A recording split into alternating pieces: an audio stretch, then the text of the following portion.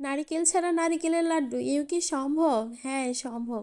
দেখতেই পাচ্ছেন এই নাড়ুগুলো কিন্তু আমি পেঁপে দিয়ে বানিয়েছি। দেখতে কত সুন্দর লাগছে, তাই না? একদমই লোভনীয়। তো চলুন পুরো রেসিপিটি দেখে নিচ্ছি। তো আমি প্রথমেই যেটা লাগছে পেঁপে, তো সেটা আমি ফালি করে কেটে নিয়েছি। তো এটা ধুয়ে তারপরে একটা গ্রেটারের সাহায্যে গ্রেট করে নিতে হবে। এই যে এরকম কুচি করে নিতে হবে একদমই। তো এটা কিন্তু দা বা ছুরি কোনো কিছুর সাহায্যে এত কুচি করে নেওয়া সম্ভব না, একদম গ্রেটারের সাহায্যে একদম ছোট যে কাটারটা আছে সেটা দিয়ে করে নিতে হবে। তো আমি সবগুলো করে নিয়েছি। তো এরপর যে আমি একটা কড়াই গরম করে নিয়েছি, তার মধ্যে আগে থেকে কুচি করে রাখা পেঁপেগুলো দিয়ে দিচ্ছি। তো এটা একটু সময় নিয়ে সেদ্ধ করে নিতে হবে, আবার খুব বেশি কিন্তু সেদ্ধ করা যাবে না, ওভার কুক হয়ে গেলে কিন্তু ভালো হবে না। তো জাস্ট 5 থেকে 7 মিনিট আমি একটু ঢেকে রান্না করে নিব, এর থেকে কিন্তু বেশি সেদ্ধ করলে ওভার কুক হয়ে যাবে। তো আমি একটু ঢাকনাটা খুলে আবার একটু নাড়াচাড়া করে দিচ্ছি, উলট পালট করে সব জায়গায় যেন সমানভাবে সেদ্ধ হয় এজন্য। তো তারপরে আমি সামান্য পরিমাণে লবণ ছিটিয়ে দিচ্ছি, আর লবণটা কিন্তু দিলেও হবে না দিলেও হবে, তো আমি একটু দিয়ে দিচ্ছি। তো সেদ্ধ হয়ে যাওয়ার পর একটা কাপড়ের সাহায্যে কিন্তু এইটার ভিতরে যে পানি আছে অবশিষ্ট সেইটা কিন্তু একদমই শুষে বের করে ফেলতে হবে। তো আমি একটা জালি নিয়েছি, আপনারা চাইলে যে কোনো প্রকারের পাতলা কাপড় অথবা যে কোনো কিছুর সাহায্যে এটি ছেঁকে নিতে পারেন। তো এই পর্যায়ে অনেকটা গরম, এই জন্য প্রবলেম হচ্ছে।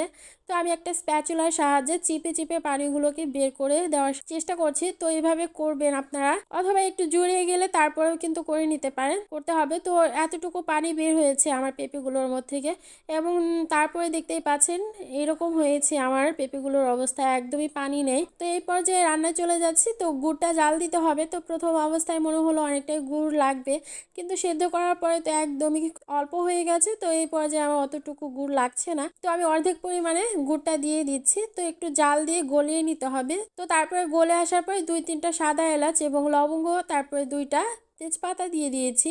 তো তারপরে একটু ভালো করে জাল দিয়ে নিতে হবে, যেমন নর্মালি আমরা যেভাবে নাড়ু বানাই তো ওইভাবেই গুড়টাকে জাল দিয়ে তারপরে আগে থেকে সেদ্ধ করে রাখা পেঁপেগুলো দিতে হবে। আর পেঁপেগুলো দিয়ে কিন্তু অনবরত নাড়াচাড়া করতে হবে, না হলে কিন্তু পুড়ে যাওয়ার চান্স থাকে, যেহেতু একদমই অল্প।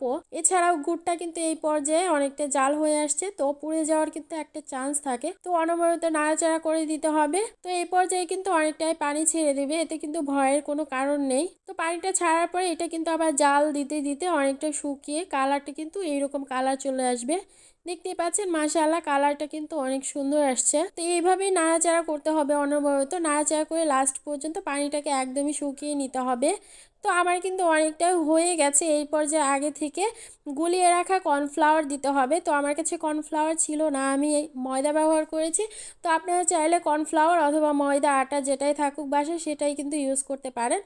তো এটা দেওয়ার ফলে কিন্তু একদমই ঘন হয়ে যাবে এবং এটা কিন্তু নাড়ু বানানোর জন্য উপযোগী হয়ে যাবে। তো এই পর্যায়ে অনবরত নাড়াচাড়া করে সব জায়গায় মিশিয়ে নিতে হবে কর্নফ্লাওয়ারটা। তো অনবরত কিন্তু নাড়াচাড়া করে দিচ্ছি, দেখতেই পাচ্ছেন। তো তারপর যেভাবে নাড়ু বানায় তো সেভাবে বানিয়ে নিতে হবে, এটা কিন্তু একদমই সহজ। তো একটু জুড়িয়ে আসলে তারপরে এইভাবে হাতের সাহায্যে এইভাবে গোল গোল করে বানিয়ে নিতে হবে।